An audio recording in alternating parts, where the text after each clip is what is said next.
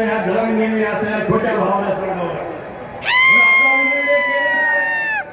आता आमचा वाटा तुम्हाला आणि तुमचा वाटा आम्हाला.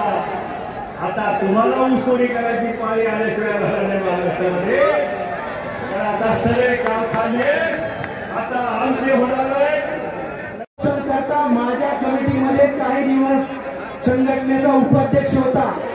त्याला सांगितलं भुजबळ साहेबांना चॅलेंज करण्या इतकी तुझी कुवत नाही, नाही.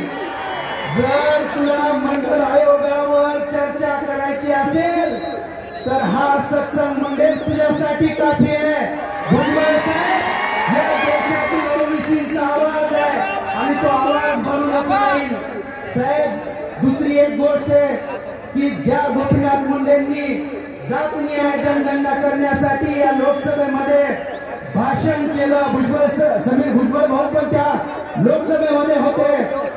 या मुंडे साहेबांच्या या जातनिहाय जनगणनेची उद्घोषणा आणि जोपर्यंत जातनिहाय जनगणना होणार नाही तोपर्यंत आपली ही चळवळ थांबणार नाही. आणि साहेब मी आज या सर्व समूहाला विनंती करतो की दोन घोषणा आपण सगळ्यांनी करायच्या की जातनिहाय जनगणना कशी नाही, त्याचबरोबर जो ओबीसी हित की बात करेगा एकच पर्व. धन्यवाद साहेब. आपण सर्व लोक लाखोच्या संख्येने या ठिकाणी का आलो त्याचं कारण एवढंच, ओबीसीचं अस्तित्व, ओबीसीचा स्वाभिमान आणि ओबीसीचं आरक्षण काही मूठभर नाही तर झुंडशाहीच्या जोरावर या स्वाभिमानाला दाबण्याचं काम महाराष्ट्रावर होतो आहे. मग काम करू शकतो. म्हणून भुजबळ साहेबांच्या पाठीमागं तुम्ही आम्ही बंजारी धनगर बंजारा माना सर्व छोट्या छोट्या जातीचं मतभेद विसरून एक ओबीसी म्हणून आपण एकत्रित आलो पाहिजे. तरच हे आलेलं आक्रमण आपण परतून लावू शकतो.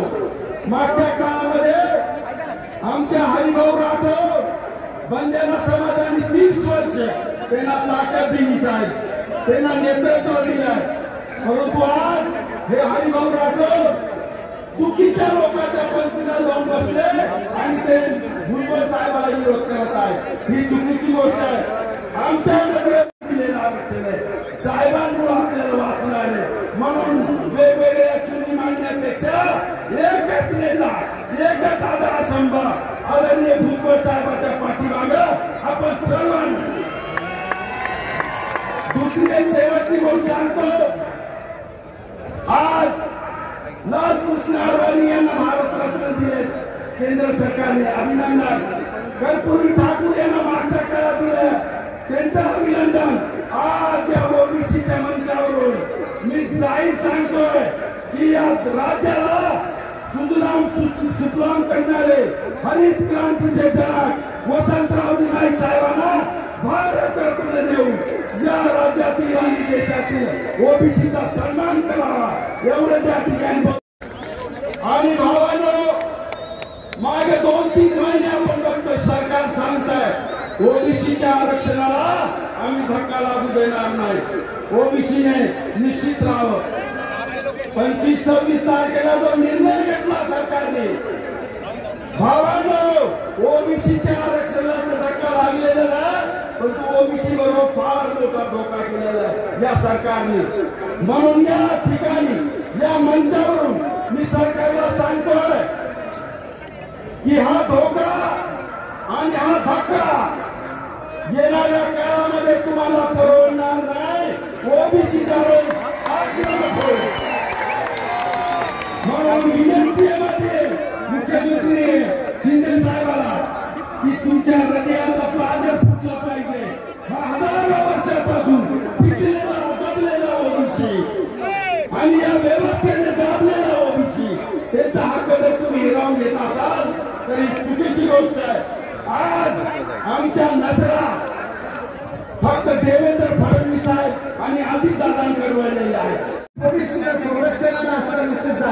भुजबळ साहेबाला त्यावेळेला हे सगळं भोगावं लागलं. मित्रांनो, आता सुद्धा आपल्याला सर्वांना माहित आहे भुजबळ साहेबांना आज या ठिकाणी राज्याचं मंत्रिमंडळामध्ये मोठं स्थान आहे. परंतु ते असताना सुद्धा आपली ही गोरगरीब जनता, आपला भटका विमुक्त समाज, आपला मेंढा मागे फिरणारा समाज, आपला गावागावामध्ये छोटा मोठा उद्योग करणारा समाज, या सर्वांच्या दृष्टीनं भुजबळ साहेबांना जे काही या आरक्षणाचा जे बोध निर्माण झालं ते आरक्षणाचं निश्चित प्रमाणामध्ये त्यांना सहन झाले नाही. आणि म्हणून ते आपल्या उपस्थित असलेले या देशाचे ओबीसीचे आधारस्तंभ आणि नेते नामदार छगन भुजबळ साहेब, या ठिकाणी व्यासपीठावर उपस्थित असलेले आमदार महादेवजी जानकर साहेब, माजी आमदार अभंग साहेब, ओबीसी आपल्या मुवमेंटचे एक कद्दावर नेते शब्बीर अन्सारी साहेब, दळे साहेब, हके साहेब, पीटी चव्हाण सर, व्यासपीठावर उपस्थित माजी खासदार समीर भुजबळ साहेब आणि सर्व मान्यवर गणमान्य व्यक्तिगत,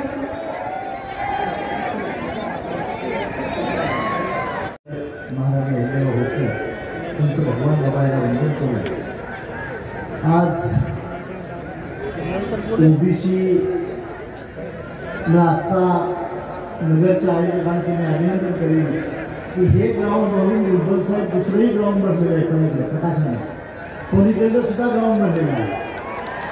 त्यामुळं नगर जिल्ह्याच्या आयोजकांचं मी सर्वांचं अभिनंदन करतो आणि सर्वांना विनंती करतो की भुजबळ साहेबांच्या पाठीमागं खंबीर उभा राहावा आणि ह्याचा राग इलेक्शनला काढा.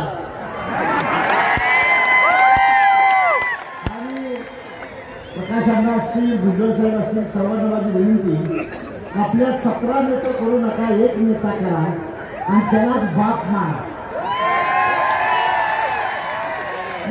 ही गोष्ट का सांगतो, आपल्या कोण कुणाला कसं करायचं नको तिथं मला खेळू नका.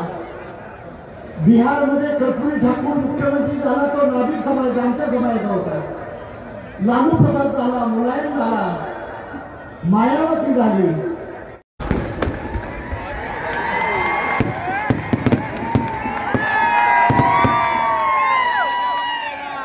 समोरचं मैदान तर भरलंय, पण त्याच्या पाठीमागे आणखीन एक मैदान आहे, ते सुद्धा भरलेलं आहे आणि रस्त्यावर लोक उभे आहेत.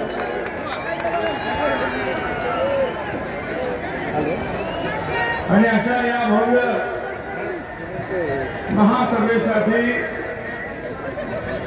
उपस्थित असलेले प्रकाश शेंडे, गोपीचंद पडळकर, इथल्या जे आपल्या कार्यकर्त्यांनी प्रचंड मेहनत घेऊन जे आहे ही अतिशय अतिभव्य अशी सभा जी आहे या ठिकाणी भरवलेली आहे. अगदी सुरुवातीला असलेल्या बहिणीनाथ गडावरील संत वामनभाऊ महाराजांच्या पुण्यतिथी आहे. अनिष्ट रूढी, परंपरा, अंधश्रद्धा याच्या विरुद्ध ते काम करत होते, त्यांना मी मनापासून जे आहे आदरांजली अर्पण करतो.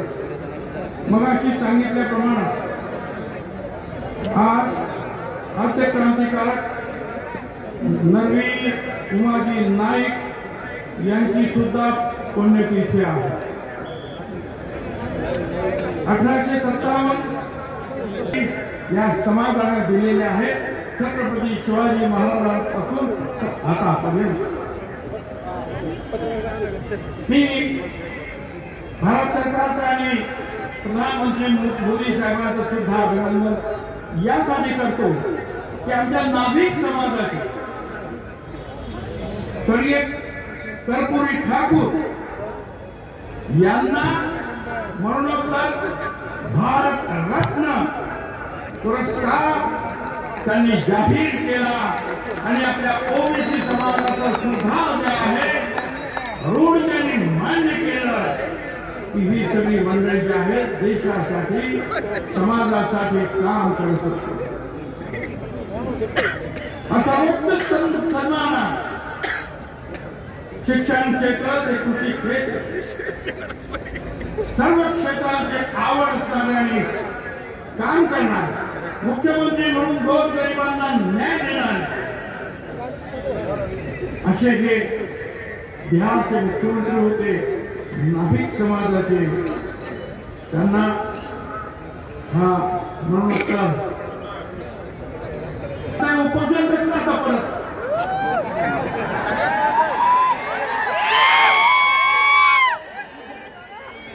तुम्ही तर म्हणाले की आम्हाला आरक्षण मिळालं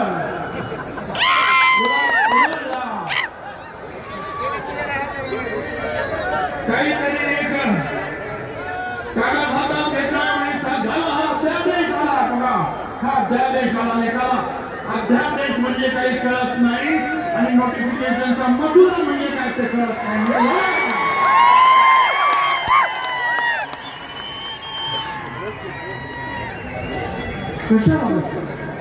तुम्हाला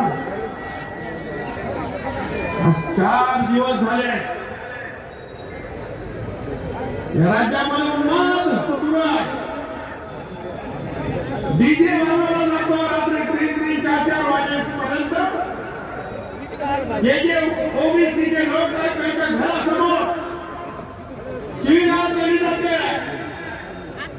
आम्हाला फिरलो आम्हाला मिळावा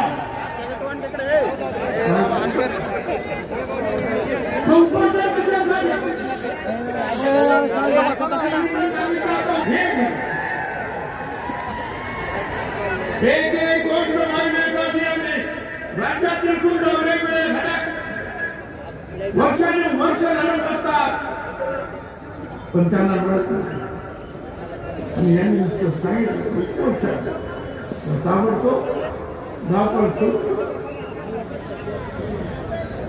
मला सुरुवातीला सांगायचं एवढंच आमचं म्हणणं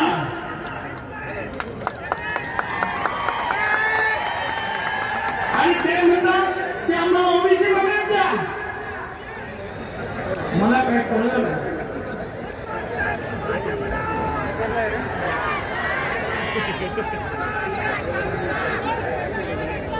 शिवाजी महाराजांची सर्व मराठा समाजाला मी आरक्षण देईन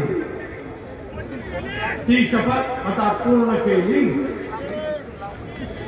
असं ते म्हणा मग मला आता प्रश्न असा पडला की जर शपथ पूर्ण झाली मराठा समाजाला आरक्षण देण्याची तर हा ओबीसी आयोग आता जो काम करतो सर्वेक्षण हे